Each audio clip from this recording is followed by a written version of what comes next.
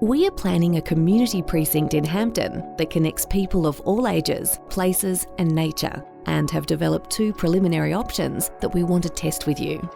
Hampton is changing and growing. With the population expected to increase by 20% over the next 20 years, we need to plan for the future. Many important community services in Hampton are operating at different locations. We need to respond to demands on library services, early years facilities and services, programs and activities that support seniors, parks and playgrounds for all ages and abilities. We have asked what you value most about Hampton's current community services and facilities. Based on feedback, we've developed 2 options that support these values in planning a facility for now and into the future. These plans are not final, and we are still exploring different possibilities. One large centralised integrated community hub would allow all existing community groups to be co-located with space for additional users. This option will provide better connections between community groups and create a central gathering place via a new plaza. With this option, you will need to consider the height of the building, lower from Willis Street and higher at the rear of these properties.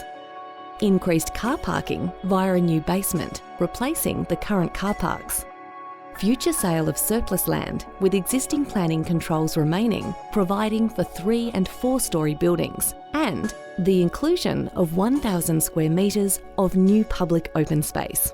A dual site will provide 2 medium-sized buildings on either side of Hampton Street. One building will be used for early years services and the other for community spaces, including a library and community centre programs. This option will create pedestrian movements between the 2 hubs and Hampton Street. With this option, you will need to consider 2 new buildings, 3 and 4 storeys high, proposed at each location.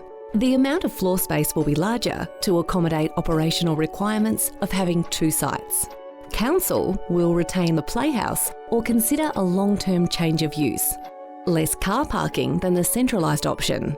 Future sale of surplus land with existing planning controls remaining, providing for 3 to 4 storey buildings, and the inclusion of 1,000 square metres of new public open space. Both options account for a multi-deck commuter car park on Service Street that is dependent on $4 million in federal government funding. We need your help to shape the next steps.